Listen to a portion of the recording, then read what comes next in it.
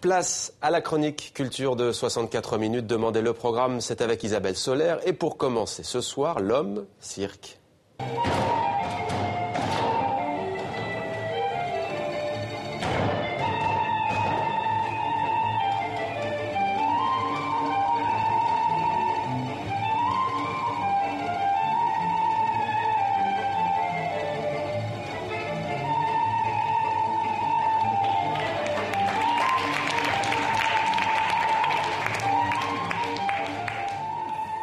Bonsoir Isabelle. Bonsoir, Ravi Mohamed. de vous retrouver. Promis, j'essaierai un jour, mais c'est pas facile. Alors il s'appelle David Dimitri, il a fait donc de son corps un cirque. Oui, l'homme cirque, c'est le titre de son spectacle. Il aurait pu tout aussi bien s'appeler l'homme seul, car il fait tout seul, de la conduite de son camion à la construction de ses décors. David Dimitri nous vient de Suisse, mais il a fait le tour du monde avec son barda, seul encore. La solitude, c'est son concept. Tout ce que vous voyez là, j'ai en fait fabriqué moi-même, presque tout, parce que j'avais absolument pas d'argent. Donc j'étais sur le dernier centime de ce que j'avais de mes économies. Canon, par exemple, il fallait 2 ans à le fabriquer, mais finalement j'ai réussi. C'est comme ça que c'est né l'idée d'être tout seul. Et du coup, c'est devenu le concept de ce projet que je fais tout seul. Au programme également, Isabelle, ce soir, Jeanne Lanvin qui s'expose au Palais Galliera, le musée de la mode, c'est à Paris. Oui, et Jeanne n'a pas toujours été la grande Jeanne, mais la petite omnibus, et je suis sûre, Mohamed, que vous ne savez pas pourquoi. Absolument pas, dites-moi. Eh bien, parce qu'elle préférait aller à pied plutôt qu'en bus pour économiser le prix de la course. Est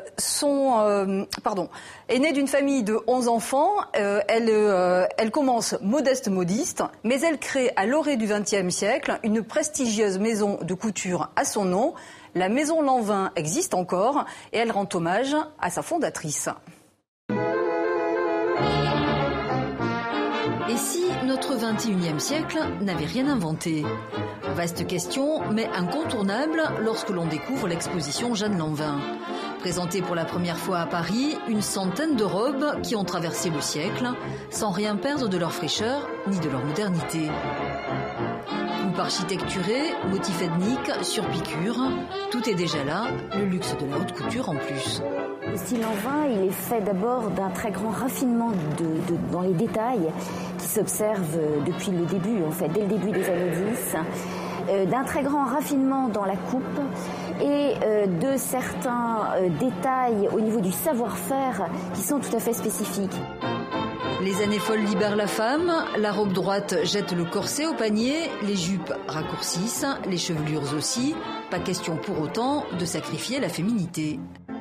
Jeanne Lanvin s'inscrit tout à fait dans les années 20 et dans ce règne de la broderie. La spécificité de Jeanne Lanvin, c'est que les robes deviennent des robes bijoux. Elle sait tout faire, Jeanne, les vêtements bien sûr, les chapeaux, puisqu'elle fut modiste, mais aussi les parfums, et plus tard, une ligne de décoration. Et partout, hier comme aujourd'hui, un même logo cher à son cœur. Alors là, évidemment, il faut parler de la relation très fusionnelle qui l'unit à sa fille Marguerite. Ce célèbre logo qui apparaît en 1924 et qui résume à lui seul cette relation, ce lien indéfectible entre la mère et l'enfant. Austère et sensible, Jeanne Lanvin, tout lui fut inspiration. L'Orient, la Renaissance italienne, la courbe d'une fleur. Un demi-siècle après sa mort, la maison Lanvin exhuma des centaines de robes, intouchées depuis la disparition de Madame, trésor désormais partagé au Palais Galliera.